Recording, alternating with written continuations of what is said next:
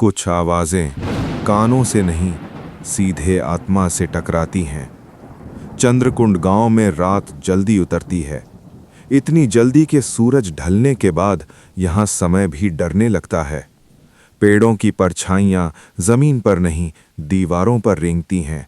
और उस रात बारिश नहीं हो रही थी, लेकिन हवा में गीली मिट्टी और सड़े पत्तों की तेज बदबू फैली हुई थी। गांव के आखिरी घर में अमन बैठा था। उम्र 26 साल, पेशा यूट्यूब के लिए रियल हॉरर स्टोरीज रिकॉर्ड करना। अमन को डर से प्यार था, या शायद डर को चैलेंज करने की आदत। उसके कैमरे की लाल बत्ती जली हुई थी। आज मैं आपको ले चल रहा हूं उस गांव में जहां रात को हंसी सुनाई देती है, लेकिन कोई दिखाई नहीं देता। कैमरे के पीछे अमन की आवाज कांप रही थी।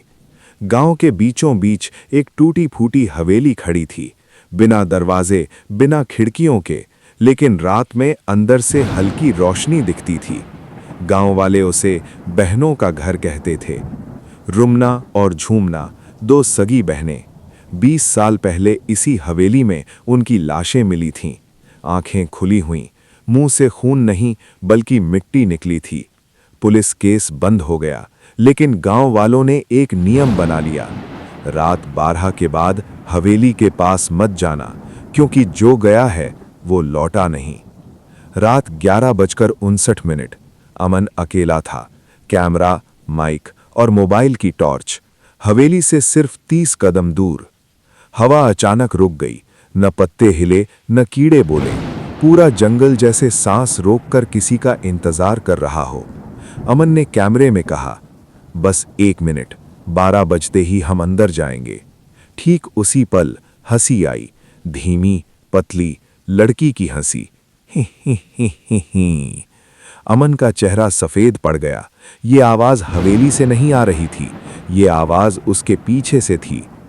नाम लेकर बुलावा। अमन ने धीरे से पूछा, कौन है? कोई जवाब नहीं। फिर वही हंसी, लेकिन इस बार अमन। नाम बिल्कुल उसी आवाज में जिसमें उसकी मां बचपन में बुलाती थी। उसकी टांगें कांपने लगीं, दिमाग चीख रहा था, पीछे मत देख। लेकिन इंसान की सबसे बड़ी कमजोरी है जिज्ञासा।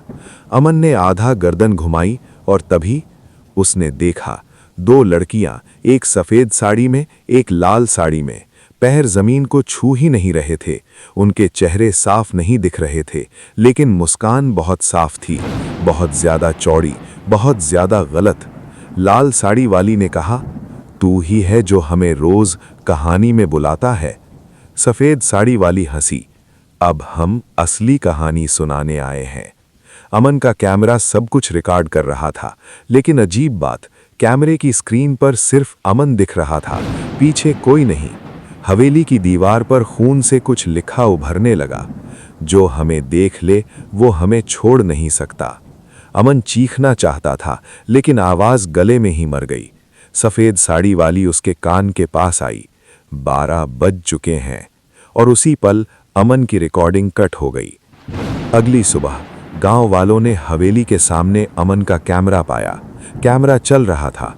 आखिरी फ्रेम में अमन मुस्कुरा रहा था, वही बहुत ज्यादा चौड़ी गलत मुस्कान। और बैकग्राउंड में 2 आवाजें एक साथ, अब तू हमारी कहानी है। अमन का वीडियो 24 घंटे में 10 लाख व्यूज पार कर चुका था। लोगों को लगा स्क्रिप्टेड है, एक्टिंग है, फेक हॉरर। लेकिन एक बात किसी को समझ नहीं आई। वीडियो के 12.03 मिनट पर ऑडियो में एक एक्स्ट्रा आवाज थी। हेडफोन लगाकर सुनने पर वो आवाज साफ सुनाई देती, देख रहा है ना अब तू भी। जिसने भी ये आवाज सुनी, उसी रात उसे हंसी सुनाई दी। रोहन, दिल्ली का स्टूडेंट, रात 1 बजे हेडफोन लगाकर अमन का वीडियो देख रहा था। कमरे की लाइट बंद, मोबाइल हाथ में। वीडियो खत्म होते ही उसने स्क्रीन लॉक की और तभी ही ही ही ही। कमरे में रोहन हंस पड़ा। कितना रियल साउंड डिजाइन है यार। लेकिन हंसी रुकी नहीं, धीरे धीरे उसके बिस्तर के नीचे से आने लगी। रोहन। रोहन की सांस रुक गई। उसने झुककर देखा, बिस्तर के नीचे कोई चेहरा नहीं था, बस 2 आंखें थीं, बिना पलकें। और अगली सुबह रोहन अपने कमरे में मृत पाया गया, मुंह खुला, अंदर मिट्टी। गांव में पैनिक फैल गया क्योंकि रोहन अकेला नहीं था। अमन का वीडियो देखने वाले 3 और लोग अलग अलग शहरों में एक जैसे हाल में मरे। सबकी मौत से पहले एक कॉमन चीज, रात 12 के बाद नाम लेकर हंसी। गांव के सबसे बुजुर्ग दादाजी शिवनाथ आखिरकार बोले, अब छुपाने का वक्त नहीं रहा। रुमना और झूमना भूत नहीं थीं, वो इंसान थीं, बहुत ज्यादा जिंदा। उनके पिता गांव के पुजारी थे, लेकिन अंदर से शैतान। उसने दोनों बहनों को एक तांत्रिक के हवाले कर दिया। तांत्रिक ने कहा, इनमें शक्ति है, मरेंगी तो गांव बचेगा। गांव वालों ने चुप्पी चुनी। उस रात हवेली में तंत्र क्रिया हुई। बहनों को जिंदा दीवारों में चिनवा दिया गया। उनकी आखिरी आवाज हंसी, क्योंकि रोने से पहले उनकी चीख टूट चुकी थी। अमन मरा नहीं था, वो हवेली के अंदर था, लेकिन अब वो अमन नहीं रहा। हवेली की दीवारों से उसकी आवाज आती, वीडियो शेयर करो ताकि और लोग हमें देखें। उसका चेहरा दीवार में उभर आता, आंखें काली, मुंह मिट्टी से भरा। ये कहानी अब श्राप बन चुकी थी। जो देखता वो सुनता, जो सुनता वो बुलाया जाता, और जिसे बुलावा मिला वो रुमना झूमना का हिस्सा बन गया। दादाजी ने कहा, अगर कहानी को पूरा नहीं किया गया तो ये कभी नहीं रुकेगी। लेकिन पूरा करने का मतलब किसी को हवेली के अंदर वापस जाना होगा और बाहर कोई नहीं आएगा। रात के ठीक 12:07 बज रहे थे। पूरा चंद्रकुंड गांव दिए बुझा चुका था। दरवाजे बंद, खिड़कियां सील, कुत्ते तक आज नहीं भौंक रहे थे, और हवेली के सामने 3 लोग खड़े थे, दादाजी शिवनाथ, इंस्पेक्टर वर्मा और मीरा। मीरा, अमन की छोटी बहन, वही जिसने सबसे पहले वीडियो देखा था और वही जिसे अब हर रात हंसी सुनाई देती थी। मीरा ने कांपती आवाज में कहा, भैया मरे नहीं हैं, वो मुझे बुला रहे हैं। उसके मोबाइल में हर रात एक नया वीडियो आता, बिना भेजने वाले के। वीडियो में अमन दीवार से आधा बाहर निकला होता। मीरा, बस अंदर आजा, कहानी पूरी करनी है। दरवाज़ा खुद ब खुद चरमराया। अंदर न अंधेरा था न रोशनी, बस एक अजीब सी धुंधली हंसी। दीवारों पर चेहरे जड़े थे, पुरुष, औरतें, बच्चे, सबके मुंह खुले, सबके अंदर मिट्टी। दादाजी ने कांपते हाथों से कहा, ये सब वही हैं जिन्होंने कहानी सुनी थी। हॉल के बीचों बीच अमन खड़ा था, लेकिन उसकी परछाई अलग चल रही थी। उसकी आंखों में पलकें नहीं थीं।